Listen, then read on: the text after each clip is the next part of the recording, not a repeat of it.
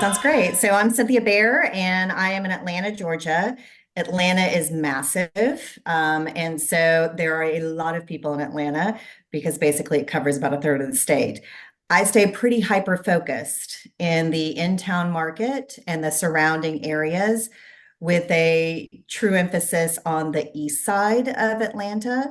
And I go a little outside the perimeter, if you're familiar, into Decatur, and Tucker and some of those neighborhoods as well. But Candler Park and Lake Claire are the heart of my business, and then the surrounding areas right around that as well. So.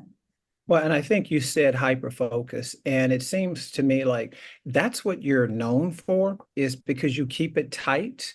Yes. And so did it start that way, or did it just, you know, morph into I don't want to travel an hour away, that it's best just to stay within my own area? How did that come about? So it really started with the fact that, whenever you're involved in a community and you're really a part of that community, that's usually where your best opportunities come from, anyways.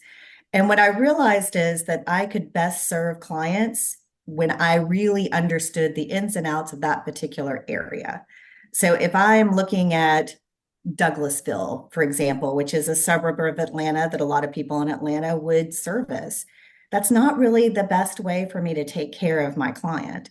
I don't know the ins and outs. I don't know the right people, and I'm not able to serve them at the best level. So when I have opportunities that don't fit something that I work, then I know great people to be able to send them to. And I think that's taking care of your client. 100%. Wow. Well, you have uh I saw you on James Shaw, right? And I think Yes. that's such a unique platform that I've been bad here lately, but I used to start my day every day with that. We have a huddle here in our office that every morning from 8:30 to 8:50. 8:45 we're on. I think those are just great ways to, again, start your business day. And you guys talked about so much, but I think it feels to me like your forte is about your community and giving back and the events. And I don't want to dwell on that too much, but events are the third pillar of my business. So talk briefly about, I mean, we know about your gingerbread. I think this audience doesn't know. So give them the Cliff Notes version of what that's all about, and then maybe discuss some of the other events that you host throughout the year. Absolutely. So really events and community involvement, sponsorships, all of those types of things are really how I build my business because I truly believe that I'd rather give money to the community that's giving back to me rather than to a Zillow or to other people who don't care about me. And that way it's continuing to come back and benefit the people in my specific area. But I do a lot of events, and some are based specifically in the community where I one up them, and then others are ones that I've created. So the gingerbread one is something, this is going to be the 10th year of the gingerbread event. And we invite 150 kids, and we have little gingerbread houses. They're not the really big ones, but they're the smaller ones. And we create an entire, I don't know, Candyland type experience for them where they come in and they get to choose their home. They're already built and ready to go. They also happen to have a little logoed flag in front of them, so it looks a little bit like a sign. And then they get to choose their home. We have all kinds of candy that they get to pick from to be able to decorate it. And then they go to their construction zone where they build out the houses. And it's a really incredible event. It's free to the people who come, but they do have to bring a gift for a group called Well Root, which is foster care situation. So we're able to gather a ton of toys and gift cards and all of those things. And so they get to benefit, and my community gets to have a great time, and nobody has to have a mess at their house. So it's a win-win all the way around. I love that. At this point, I mean, 10 years into it, because I just had my annual jazz event a week ago Saturday. Um, are you able to figure what's the return on that event, or it's just part of your whole layering effect of what it is that Cynthia Baer does and with her business. So I sometimes can see specifically, and sometimes it's a layering. And Mhm. so one of the things that I do at all of my events is I always have some sort of a giveaway. The past 9 years, there's been a giant gingerbread house that I've given away. People fill out a registration form, and on the bottom of that registration form, in addition to getting their contact information, I ask them for referrals. Basically, who do you know who's going to be looking to make a move in the next, few months? And you'd be surprised how many people actually fill that out with information for specific referrals. But the main piece of it is really making those connections, growing opportunity to meet people. There was a couple that was there at the last one, and while the event's going on, it's really important to go and talk to people, look at the kids and talk about the houses and, just kind of get a general idea. And there was a woman there who I had not met before because it starts with my clients. And then if I still have spaces to fill, I open it up to the community. And we were chatting. She was like, yeah, she's like, I keep your name in front of me because I'd really love to make a move, but I just don't know that we could ever make it happen. And I'm like, you know what? I said, let's just set a time and we'll sit down and talk about what that would look like. And, if it works out, great. If it doesn't, that's fine too. It's just a step along the process. We sat down. She's like, I don't think my husband's going to be into it.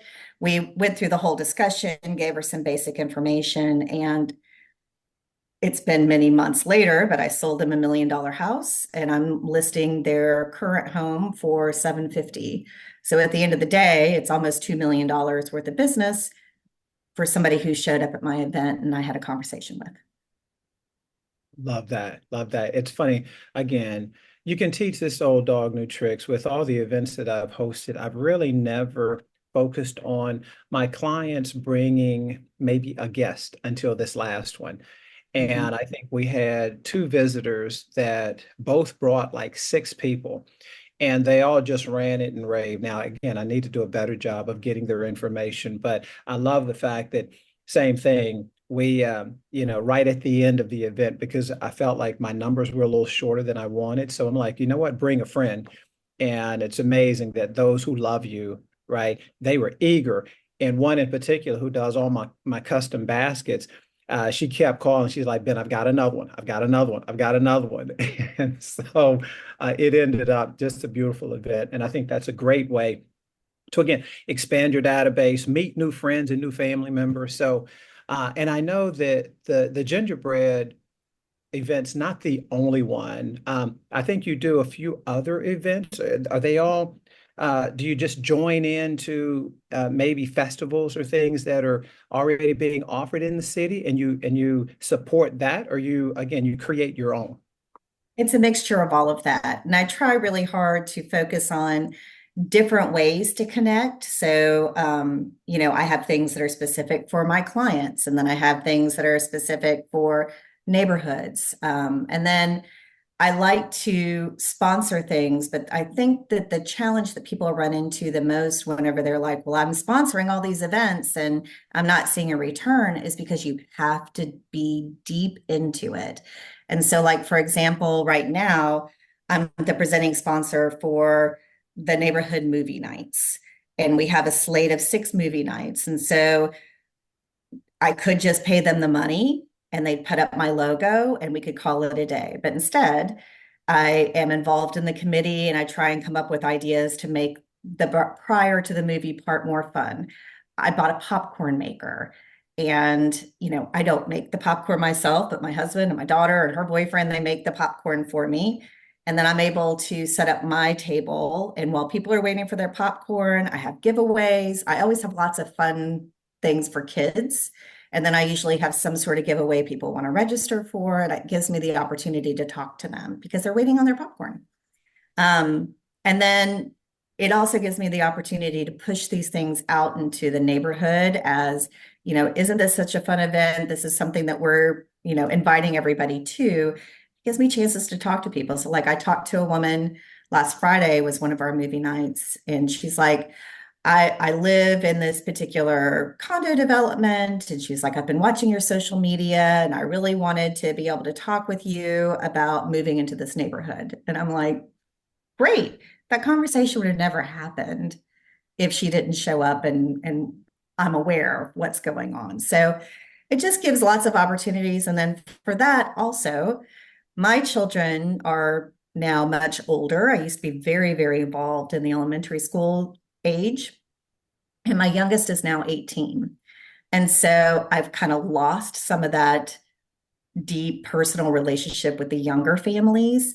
And so this gives me such a great opportunity. But then I get really involved with, okay, let me sponsor the Easter egg hunt. Let me sponsor, these other things. And then they also know they turn around. There was a playground reopening Friday as well. And they're like, hey, would you be interested in sponsoring? Because we need someone to pay for a face painter. I'm like, absolutely. How much is it? It's like $650. Great. Another event. And they know that they can count on me. And that makes a big difference when you're digging deeper into, these different neighborhoods. So I also send out a mailer for all of these events that happen it's a postcard, but has a magnet that has the full events for like the fall and winter time frame in the neighborhood. And I send that out to everybody in the neighborhood so that people are able to track all of these events. And I also include my personal events with a note that says, if you don't know how to register for anything, reach out, because those aren't ones that you can see everywhere. And so I have people reach out and they're like, what's Pi Day? And I'm able to get them involved in some of those types of things too. Well, I just had the conversation yesterday with my business coach. So, do you have any idea the return, even on your mailings or your farming? Do you have any idea of the return on the investment there? So I don't have specific numbers because a lot of these things kind of layer over each other. But what I can tell you is that I do sell the most in my community. I have about a little over 20% market share for the Mhm. neighborhood. And so at the end of the day, I feel like that's working out well enough for me to continue to do it. Love it. Love it. You had mentioned your social media, which I think is on point, and it's crazy, but I find myself, even being in the business, watching your videos, your tours, and I love the way you incorporate the home and the community and the playgrounds and the shopping. And I think most of us, we attempt to do it. I've got a long way to go to improve mine, but is that something that do you hire that out or do you oversee all of that yourself? It's so funny because I do hire it out. I have a videographer who was a client of mine. Gosh, it was pre-COVID.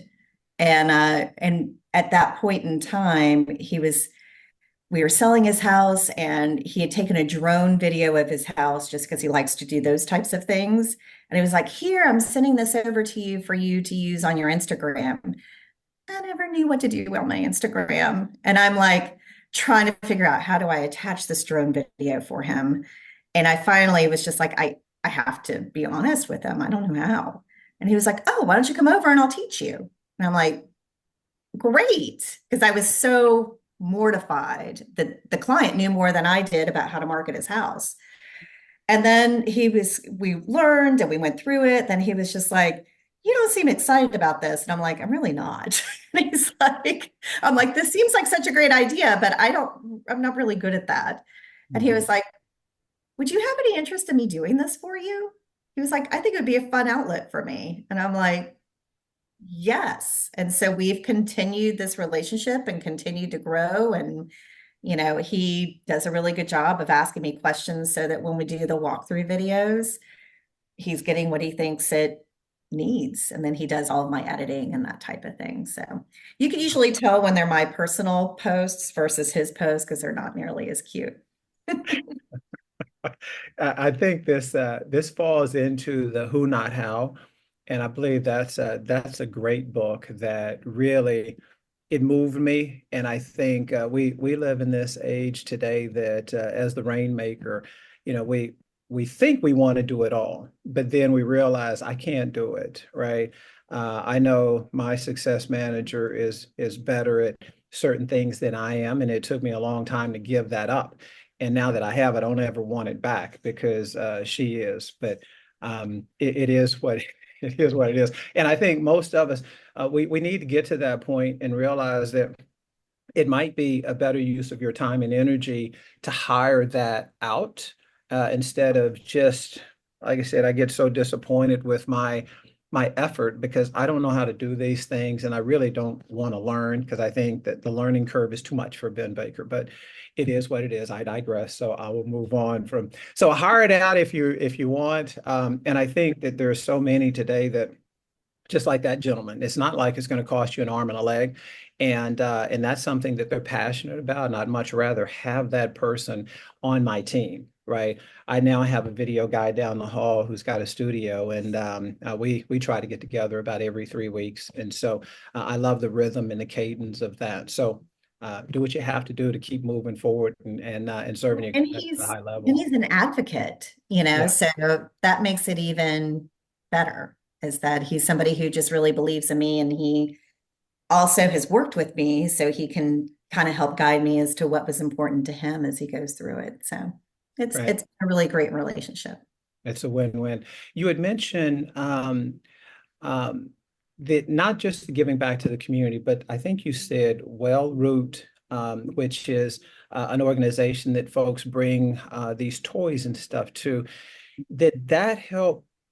Was it in combination with your, I think your business motto is, I wrote it down, not just your neighborhood realtor, but it's putting down roots. Putting down root. Yeah. Was there a connection there, or the well root thing just happened It just by accident? happened spontaneously because it used to be called United Methodist Children's Home. And so they changed their name, just happened to work well with my tagline. But my tagline is because I grew up moving around all the time. I never had the opportunity to put down roots. And when I moved into this neighborhood that I live in, which is called Lake Claire, by the way, there is no lake in Lake Claire. We have lots of fun things that say Ski Lake Claire. Um, but I've been here now for 21 years on the same street, two different houses now. And I realized the importance and the beauty of being able to be deep rooted in a community. And my belief, and especially in Atlanta, because really the city is made up of lots of little bitty towns that just create themselves into the city. And I believe that each one has its own personality and feel to it. And as you start to determine which area you want to be in, then you find a house to meet your needs. I don't think that people are looking for a specific house here. I think you're looking for, who are you going to spend your time with? What are your values? What do you want to be able to walk to? You know, what is most important in continuing to grow, you know, your relationships, your family? Who are the people that you want to be part of your lives? And I think then you find a house that works. Well, I think that's a beautiful transition into a conversation we had about the second house that you Yeah. live in on that street, right? You had spotted this home, it moved you in some way, and you always wanted that house, right? And I think you were proactive at going after that when it came on the market, and I know all the work that you guys have done to that home. But I think when I look at that, I think that's an opportunity we have to serve clients at a high level, and that's to find out, what is it that you want? What community would you like? What does that special home look for, even if you're not in it now? I can help guide you, keep my eyes open, make sure that when it hits, I'm there, right? So, and I know you guys, so again, tell that story very briefly because I think that it's beautiful from an agent standpoint, right? You move that right into, this is where I wanted to be. I love this community. I love this street. And you didn't even have to move off that street, right? Yeah. So this is our neighborhood is a historic neighborhood for Atlanta, which, you know, houses haven't been around forever in Atlanta for many reasons. But this is a house that was built in 1915, and the house I lived in was an infill house, which was built in 89. And we had updated it and done all of these things to make it as nice as we could, but it never had a front porch. And this house has a wraparound front porch and all of these like really, really lovely details. The house was in terrible disrepair when we moved into the neighborhood and was one of those where you're like, gosh, I wish somebody would save that house, right? And when the seller, the owner, had come to a point where he needed to sell, I'd worked with him and worked to find a builder who was willing to work with it because it was in really bad shape. And everybody wanted to tear it down and build new, or tear it down and build more than one because it's actually a lot and a half. And I finally set it all up. I had somebody lined up to buy it. They were ready to go, and then they lost their job. And so I had this moment where I could have bought it. And I tried to convince my husband at the time, this will be such a great idea. And he, first of all, did not have the vision I had and only told me it was a money pit, which, might have been. But it was a really cool money pit, and I was all for it. And I went back, also found like where I had applied for the mortgage, and we'd gone pretty deep into the discussion and the planning process. And at the end of the day, he's just like, this is a terrible idea for us. And I was like, okay. So then I sold it to the builder's investor. They ended up doing it as a spec, and somebody else ended up buying it. And I spent the last 10 years staring at it, heartbroken that we didn't buy it, and maybe complaining a lot to my husband about the fact I had to look at this house for 10 years. And it changed hands one time after that and never hit market.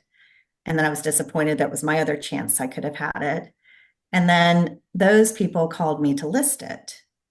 And I'm like, well, you wouldn't find a better listing agent because I love this house, right? They interviewed like 4 agents, but I got it.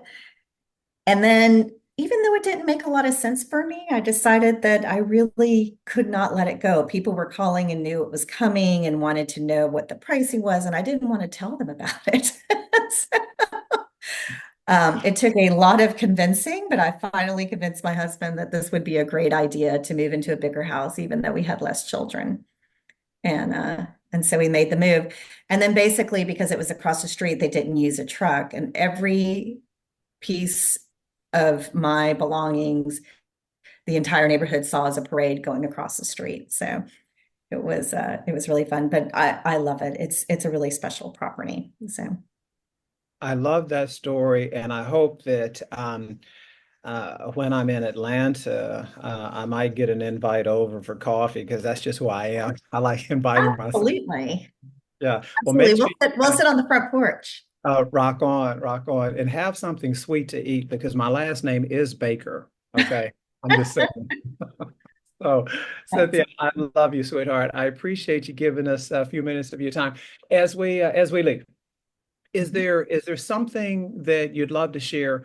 Because I think what I've gotten is, again, we need to go small to go deep, right?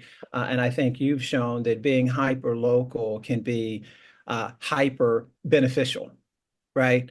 Absolutely. What else would you love to leave us with? Anything? I think the biggest thing is that, if you decide to go this route, of events, community sponsorships, those types of things, the biggest thing I could say is you have to be in it. You can't just throw money at it and expect it to work. You have to be involved with the people. You have to care about how this goes, and it has to be something that's truly in your heart, or people will know that you're doing it just as a business option, and that's something that I think everybody knows is not how I work. They know that this is something because I do the things I do because I care about it, because I care about the people and I enjoy it.